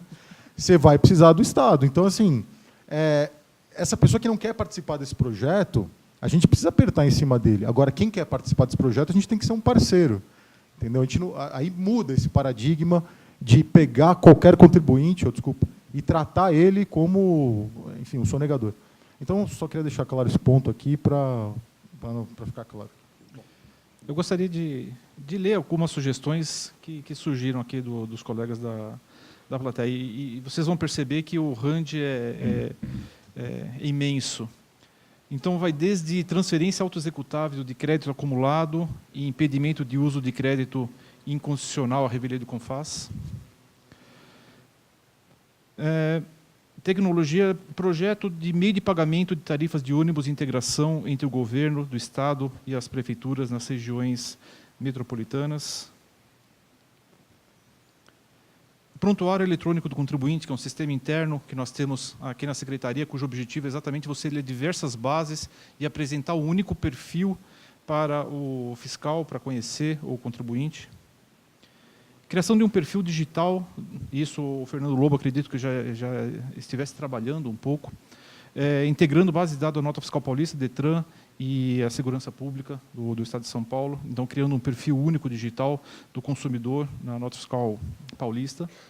E sugestão do Tostes, ele colocou na forma de uma pergunta, mas eu acredito que isso também seja uma sugestão, de cadastros fiscais integrados entre as administrações dos 3 níveis de governo, junto a comerciais, cartórios, conferindo integridade, atualidade e segurança às informações cadastrais. Então, vejam que o range de possibilidades são imensos e muito aberto. Eu agradeço as sugestões encaminhadas. Para fechar o painel, eu gostaria de colocar uma última questão, então, aí voltando o projeto nos conformes, aprovado recentemente aqui no Estado de São Paulo. E eu gostaria de botar na mesa aqui o tema do ponto de vista do contribuinte. Esse projeto nos conformes, o que ele basicamente vai fazer? Nós classificaremos os contribuintes em algumas notas, A+, A até E, e dependendo da nota que o contribuinte ele receba, ele terá alguns benefícios em termos de prestação de serviço, e os contribuintes menos classificados ou pior classificados, eles serão alvos mais frequentes aí de fiscalização. Então, a ideia é que a fiscalização repressiva realmente seja focada na base da pirâmide daqueles contribuintes que realmente escolheram por atuar por fraudes estruturadas ou reiteradamente não pagar o tributo à Fazenda, é o que o próprio projeto coloca como devedor contumaz. Gostaria de colocar na mesa a questão de como os contribuintes poderiam usar a tecnologia blockchain para se adequar dentro dos conformes, porque quanto melhor o contribuinte for classificado, mais benefícios ele vai ter da administração. E para explicar, para alinhar de uma maneira bastante simples, o contribuinte ele será classificado considerando 3 critérios. Pagamento de tributos, se as obrigações acessórias estão sendo adequadamente entregues, e se a sua cadeia produtiva, se o supply chain, se os seus fornecedores também estão bem classificados ou não. Então, são 3 eixos, 3 blocos de avaliação, basicamente, que compõem uma nota final desse contribuinte. Então, o que eu gostaria de colocar na mesa é como que o blockchain poderia ajudar esses contribuintes que querem se autorregularizar junto à Secretaria. Eu dei uma lida na lei. Uma das coisas que eu imaginei que poderia ser utilizado são, assim como já tem casos para programa de fidelidade, colocar pontuações para um bom pagador, para um bom contribuinte, baseado na nota, imaginando talvez um smart contract para colocar uma validade, e abrir isso para a iniciativa privada. Assim como eu posso pegar meus pontos dos Smiles e trocar por uma mercadoria, usar isso para obter crédito num banco, por exemplo. Acho que é uma forma de incentivar a pessoa a ter um bom score e poder usar isso fora do âmbito do governo. Uma outra forma que eu imaginei é, nessas cadeias de suprimentos que eu imagino que vão existir, vão sair do papel bem rapidamente, por exemplo, para leite, para agribusiness, a gente já está montando alguns também, a rastreabilidade do que o fornecedor fez.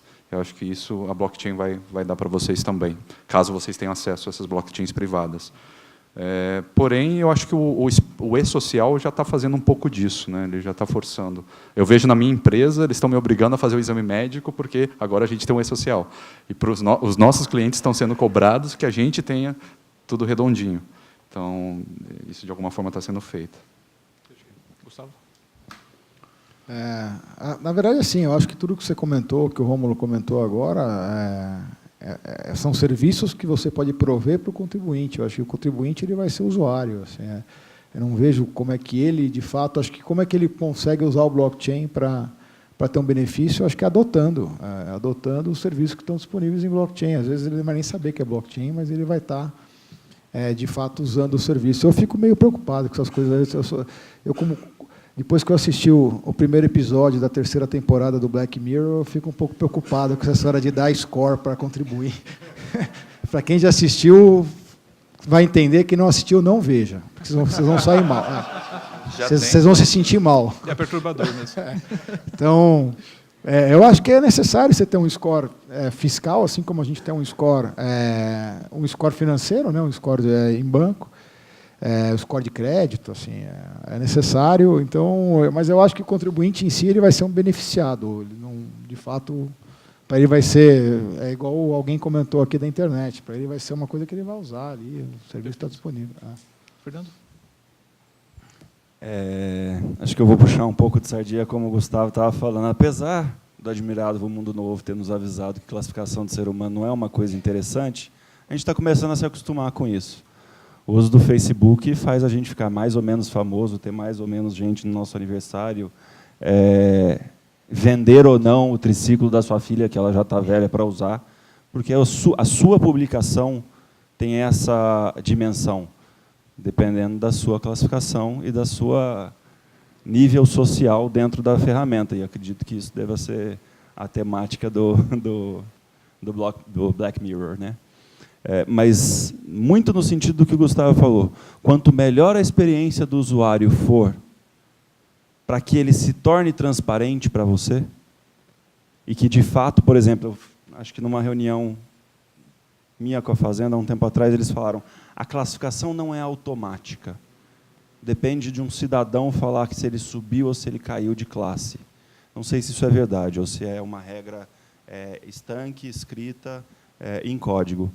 Se isso for transparente para o contribuinte, de que, olha, se eu fizer esse esforcinho a mais, e essa experiência do usuário, essa interface de usuário me mostrar com clareza, passo a passo, o que eu tenho que fazer para mudar de categoria, não importa se é blockchain. A gente está se acostumando a se classificar. Financeiramente começou, porque os bancos precisavam, aí não sabe se faz cadastro negativo ou positivo, aí depois a gente começou a se classificar socialmente, agora a gente vai começar a se classificar fiscalmente, e às vezes a gente vai se classificar também, por exemplo, com o uso desse aparelho aqui que monitora via relógio meu batimento cardíaco, vai também me classificar com o nível de risco de saúde que eu tenho, porque eu sou fumante. E aí eu vou ter que pagar mais caro do meu seguro. A gente está começando a aceitar a classificação do ser humano, porque a gente também está vendo benefício no meu comportamento no trânsito não agressivo. De eu poder pagar menos risco no seguro, porque eu dirijo que nem uma velhota, assim fala minha filha. Eu acho que é isso. Quanto melhor e mais fácil for para o teu usuário utilizar e a clareza na regra, né, hoje o blockchain tem uma série de plataformas de reputação. Acho que a reputação é o business. A gente volta para a discussão que você falou, depende do incentivo, né? E vai. Exatamente. O incentivo vai fazer com que o cidadão vai adotar, ou não o cidadão, ou a empresa, vá adotar essa regra como regra de vida, como incentivo social e econômico necessário. Você sabe que tem um ponto interessante, assim, a Microsoft fez por causa dessa história de Big Data e base de dados, e se você começar a tentar quantificar ou tentar se remunerar em cima de base, a gente fez alguns cruzamentos interessantes e, no final, acho que você vai acabar classificando o comportamento do indivíduo, porque, por exemplo, a gente fez um cruzamento básico de score de crédito com score de motorista lá nos Estados Unidos, de uma grande seguradora de automóveis. E, por coincidência, os melhores pagadores eram os melhores motoristas, eram os que tinham. Então, assim, você acaba classificando o comportamento do ser humano e não necessariamente o comportamento dele como motorista ou como pagador, ou sei lá. Esse tema é Analytics. A gente devia fazer outra sessão só para isso. Por isso que eu falei, é blockchain ou não. A solução blockchain ou não. Na real, o que você precisa é ter um bom Big Data, com um bom Analytics, para você fazer a mudança na máquina, que dá aquele resultado como comportamento. Só vale um esclarecimento, Fernando. A classificação do contribuinte ela precisa ser automática, com regras claras. É dessa forma que senão não faria nem sentido a própria lei. Mas é dessa forma, e a diretoria da qual faço parte, ela tem trabalhado intensamente nesse sentido, e é assim que pretendemos implantar. Alexandre?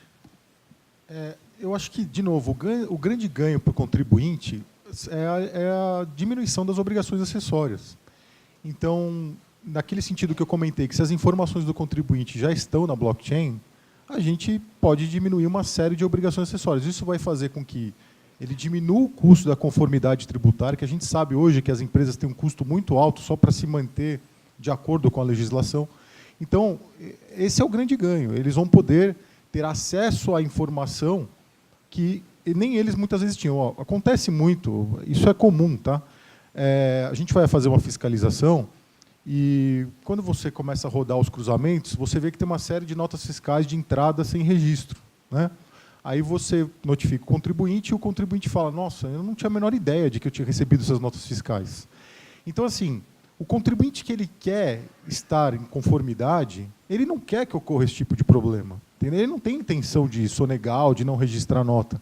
Então, se a gente puder fornecer para ele essas informações que a gente já tem, que já vão estar registradas na blockchain, imagina quanto de dinheiro e de custo e de tempo a gente vai poder ajudar as empresas a economizarem. Entendeu? Então, na minha visão, o grande ganho para os contribuintes realmente é essa questão das obrigações acessórias e principalmente financeiro.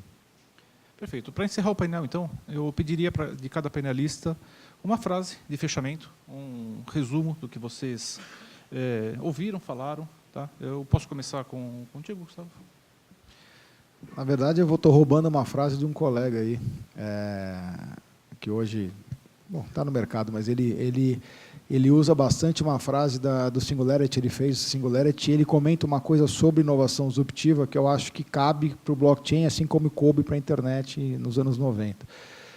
A gente tem a tendência de superestimar o curto prazo e subestimar o longo prazo.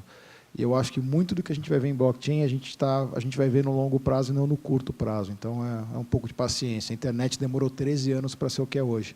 Então, acho que eu gosto dessa frase, porque ela tira um pouco da ansiedade. Acho que, como toda inovação, às vezes a gente fica overwhelmed, né? Todo mundo fica antenado, quer ler muito sobre isso. Acho que a gente está no começo.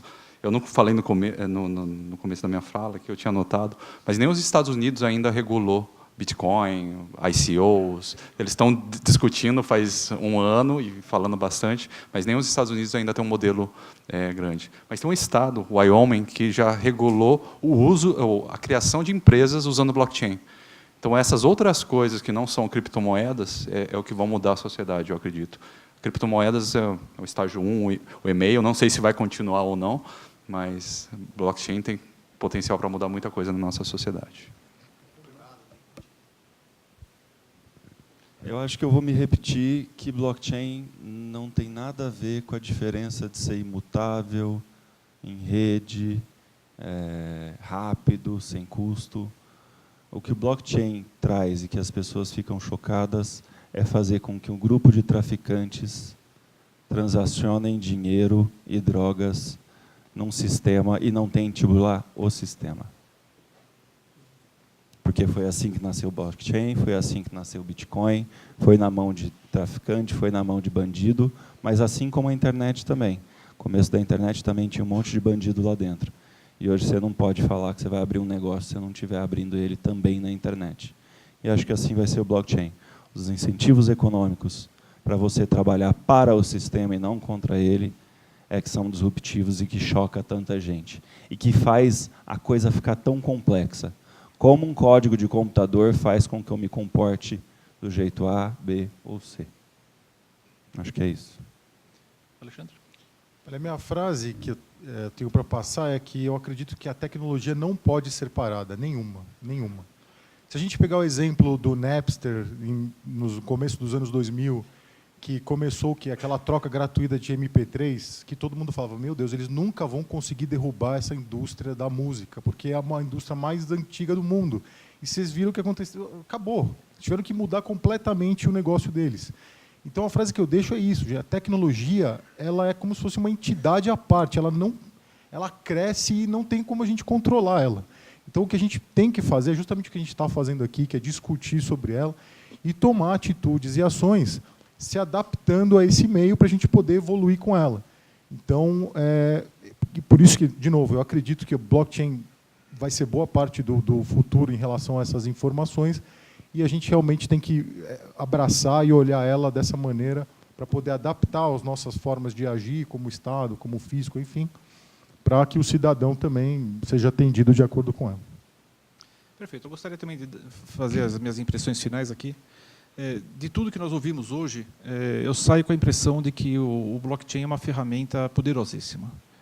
Eu, pessoalmente, não tinha ideia de todas as possibilidades de uso que o blockchain ele traz. Mas uma coisa que eu acho que nós temos que ter em mente é que a tecnologia em si não vai resolver nada. O Fernando acho que colocou muito bem a questão de vontade política, podemos resumir essa frase. Acho que os colegas também colocaram em diversos momentos, em quando usar, quando não usar. Depende também de uma reavaliação, de um remapeamento, de um enxugamento das obrigações que nós colocamos, uma simplificação. O Alexandre colocou isso de diversas formas. Então, é uma ferramenta poderosa, sim, mas que deve ser potencializada também com o trabalho de lição de casa interno que nós precisamos fazer nos nossos sistemas. Vou encerrar o painel. Gostaria de agradecer imensamente os painelistas. Gostaria de pedir uma salva de palmas a eles.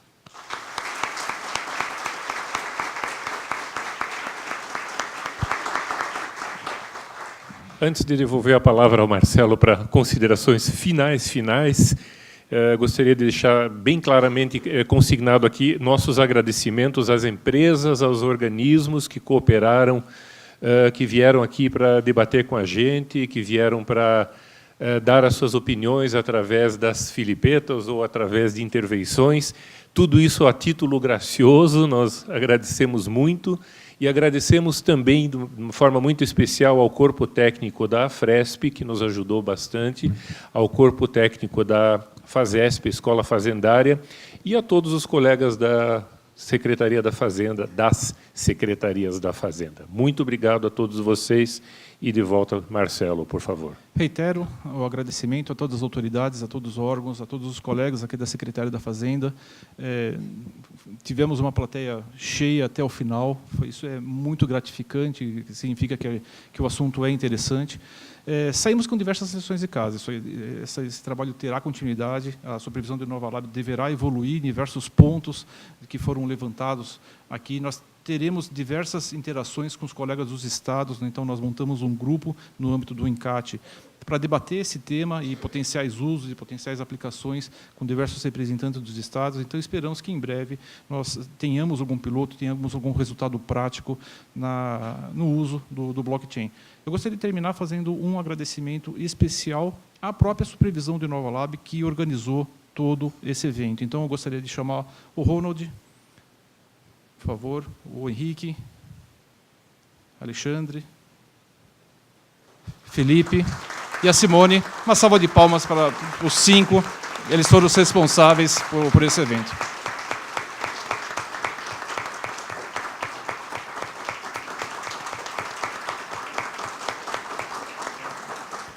Gente, muito obrigado. Boa noite a todos.